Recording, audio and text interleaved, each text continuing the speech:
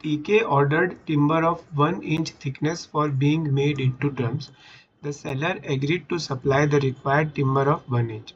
However, the timber supplied by the seller varies in thickness from 1 inch to 1.4 inch. ठीक है, जो सामान मांगा गया था वो 1 इंच का मांगा गया था और जो सामान मिला वो 1 इंच से 1.4 इंच तक का था। यहाँ पे सामान क्या है? टिम्बर की शीट्स आती है, एक टाइप की वुडन शीट्स होती है। अब उसकी थिकनेस होती है और जिसने ऑर्डर किया था उसका नाम था टीके, उसको 1 इंच के थिकनेस का टिम्बर चाहिए था। सपोज करो उसको 10 शीट्स चाहिए थी, तो उसको जो 10 शीट्स मिली उसमें से कुछ शीट्स तो 1 इंच की थी, कुछ 1.3 की थी, कुछ 1.2 की थी और कुछ 1.4 की थी। मतलब सारी की सारी 1 इंच की नहीं थी, 1 इंच से लेके 1.4 इंच की थी। इसमें सबसे पहला तो मन में पॉइंट ये आता है कि भाई जो मांगा था ना उससे अलग सामान आया है।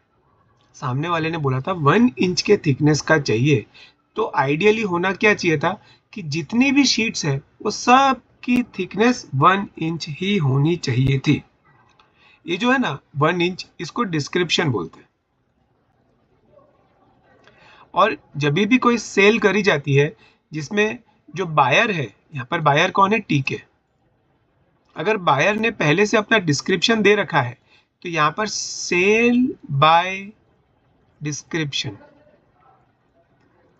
के का सेक्शन लग जाएगा, जो कि है section number 15 of sales of goods act 1930, जिसमें सिंपल भाषा में ये लिखा है कि अगर बायर ने पहले से बता के रखा है कि उसको क्या सामान चाहिए, जैसे यहाँ पे 1 इंच के थिकनेस का चाहिए, और उसको अगर कोई और सामान मिल गया है तो बायर क्या कर सकता है? रिजेक्ट कर सकता है। ठीक है, पर इसमें एक और पॉइंट आता है, आगे क्वेश्चन पढ़ते हैं। The timber is commercially fit for the purpose for which it was order. यहाँ पे पर्पस क्या था कि उसको ड्रम्स बनाने थे, किसको? टीके को। अब जो सामान उसको मिला 1 इंच से 1.4 इंच के थिकनेस वाला, उससे भी ड्रम्स तो बन जाते। इसका मतलब जिस पर्पस के लिए उसने वो सामान मांगा था ना, वो पर्पस के लिए वो टिम्बर फिट है।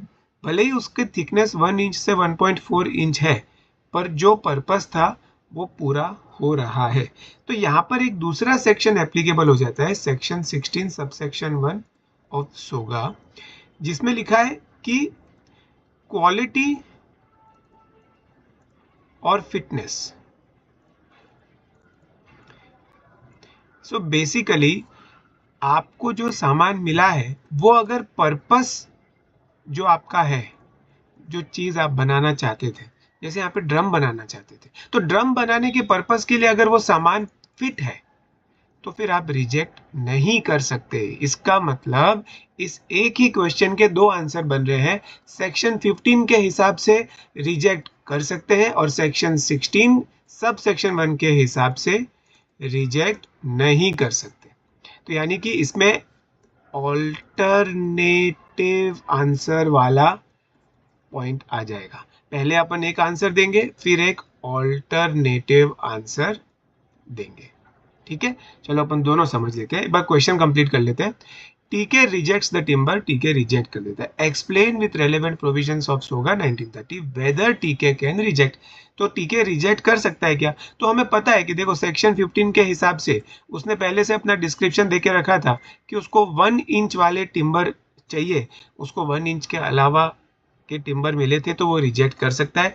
पर साथ ही साथ सेक्शन 16 सब सेक्शन 1 ये भी बोलता है कि जिस पर्पस के लिए आपने वो टिम्बर परचेस किया था ड्रम्स बनाने के लिए, अगर वो पर्पस पूरा हो रहा है, भले ही 1.2 इंच का है, 1.3 इंच का है, 1.4 इंच का है, उन सब शीट्स, टिम्बर की शीट से भी आपका ड्रम बन जा रहा है, कॉमर्शियली फिट है, तो फिर आप रिजेक्ट नहीं कर सकते। तो अपन को ये दोनों पॉइंट यहाँ पर बता देंगे। कैसे लिखेंगे? तो सबसे पहले अपन मेंशन करेंगे section 16 subsection 1 of SOGA, condition as to quality और fitness, condition as to quality और फिटनेस, जिसमें मेन पॉइंट क्या लिखा है कि अगर goods must be reasonably fit for the purpose of purchase. जो भी आपका परचेज, जो आपने सामान परचेज किया है, जैसे कि यहाँ पर टिम्बर परचेज किया है, तो टिम्बर आपने जिस पर्पस से परचेज किया था, अगर वो पर्पस पूरा हो रहा है, जिस पर्पस से आपने टिम्बर परचेज किया था, अगर वो पूरा हो रहा है तो फिर आप रिजेक्ट नहीं कर सकते।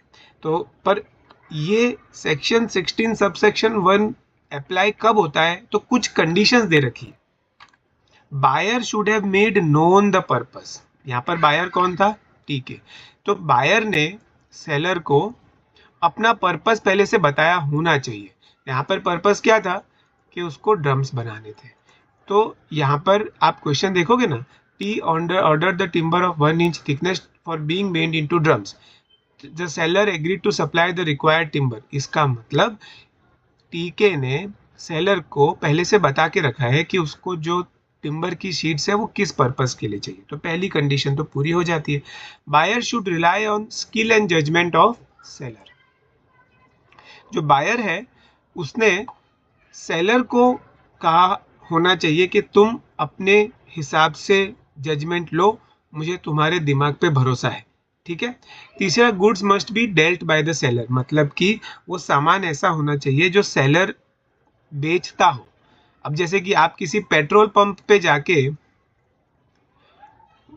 वहां पर टिम्बर अगर आप बाय करना चाहते हो तो ये गलत बात है। आपको टिम्बर बाय करना है तो कोई प्लाईवुड वाले के वहां जाना पड़ेगा, कोई फर्नीचर वाले के वहां जाना पड़ेगा, ठीक है। तो गुड्स मस्ट बी डेल्ट मतलब कि ट्रेडेड। वो गुड्स ऐसे होने चाहिए जो सेलर जिसमें बिजनेस करता हो। ये 3 कंडीशंस पूरी होती है ना, तो सेक्शन 16 सबसेक्शन 1 एप्लीकेबल होता है। तो उस हिसाब से अगर देखें तो अपने केस में क्या सिचुएशन बनती है। इन दिस केस, ये केस है, the timber is commercially fit for use. जो पर्पस के लिए टिम्बर लिया गया था उस पर्पस के लिए वो टिम्बर फिट है, तो टीके कैनॉट रिजेक्ट, टीके उसको रिजेक्ट नहीं कर सकता। ये हो गया सेक्शन 16 सबसेक्शन 1 ऑफ सोगा 1930 का इंटरप्रिटेशन। अब जैसे कि मैंने आपको बताया कि इस पर्टिकुलर क्वेश्चन का एक ऑल्टरनेटिव आंसर भी हो सकता है, जिसमें अपन सेक्शन 15 बताएंगे, जो कि है सेल बाय डिस्क्रिप्शन, जिसमें लिखा है कि goods shall correspond with the description. Correspond मतलब सेम टू सेम, मतलब कि अगर 1 इंच का मांगा है तो 1 इंच का ही मिलना चाहिए। यहाँ पर क्या हुआ है कि 1 इंच का मांगा था पर 1 से लेके 1.4 इंच सब वैरायटी दे दी, तो यहाँ पर जो गुड्स मिले हैं वो सेम टू सेम नहीं है। तो उस हिसाब से अगर देखें, the timber supplied was from 1 to 1.4 inch, the timber ordered was only 1 inch, so TK may reject the goods. मतलब ऑल्टरनेटिवली के अंदर अपन मे रिजेक्ट बता रहे हैं और जो मेन आंसर है उसमें कैन नॉट रिजेक्ट बता रहे हैं, ठीक है। देखिए ये 3 मार्क का क्वेश्चन है, तो ऐसे देखा जाए तो इसको इतना सारा इतना लंबा लिखेंगे तो कोई सेंस बनता भी नहीं है। तो मेरा क्या सुझाव है कि एग्जाम में आपको क्या करना चाहिए कि ये जो पर्टिकुलर आंसर है ना, इसके लिए आपने मान लो कि 3 मार्क का क्वेश्चन है तो आपने लगभग इतना भर दिया। उसके बाद में आप चाहो ना तो एक पेज ब्लैंक छोड़ दो और नेक्स्ट पेज से आप अपना आंसर लिखना चालू, जो नेक्स्ट को भी क्वेश्चन है ना उसको लिखना चालू करो। इससे क्या होगा, मतलब आप ये जो सेक्शन 16 सबसेक्शन 1 वाला पार्ट है, मतलब यहाँ तक का पार्ट, ये यहाँ तक का पार्ट आप लिख लो। ये ऑल्टरनेटिवली वाले के लिए आप जगह छोड़ दो, चाहो तो ऑल्टरनेटिवली के अंदर सिर्फ सेक्शन कोड करके और लास्ट में यहाँ पर उसका कंक्लूजन लिख दो। ऐसा मैं क्यों करने को बोल रहा हूँ, सपोज करो आपने आपका पूरा पेपर कंप्लीट कर दिया और लास्ट में 10 मिनट्स बचे हैं, तो आप वापिस से इस क्वेश्चन में आकर फिर आपका ऑल्टरनेटिवली वाला जो वर्जन है ना वो लिख दो। इससे क्या आप सेफ हो जाओगे। जनरली तो एग्जाम में अगर ऐसा कोई क्वेश्चन आता है ना, तो इन दोनों में से कोई भी एक लिख दोगे ना तो आपको फुल मार्क्स मिलेंगे। ऐसा नहीं है कि आपको दोनों ही लिखने जरूरी है, दोनों लिखने की कोई ज़रूरत नहीं है, पर फिर भी सेफ्टी के लिए आप एक वर्जन तो लिख दो, वर्जन 1 16 सबसेक्शन 1 वाला वो लिख दिया, फिर जगह छोड़ के आगे बढ़ जाओ। अगर लास्ट में टाइम बचा तो वापस आके सेक्शन 15 लिख दो। ये मैं सिर्फ सेफ होने के लिए बोल रहा हूँ, बाकी कॉमन सेंस तो ये बोलता है कि आप या तो सेक्शन 15 कोट कर लो जिसमें गुड्स रिजेक्ट करे जा सकते हैं, या तो सेक्शन 16 सब सेक्शन 1 कोड कर दो जिसमें गुड्स रिजेक्ट नहीं करे जा सकते। इन दोनों ही खाली इंडिविजुअली इन दोनों में से कोई एक भी लिखोगे तो आपको फुल मार्क्स मिल जाएंगे। ठीक है, इसका स्टैंडर्ड आंसर भी आप लोग देख लीजिएगा, आपको क्लियरली समझ में आ जाएगा कि किस तरह से एग्जाम में दोनों वर्जन को लिखा जाता है।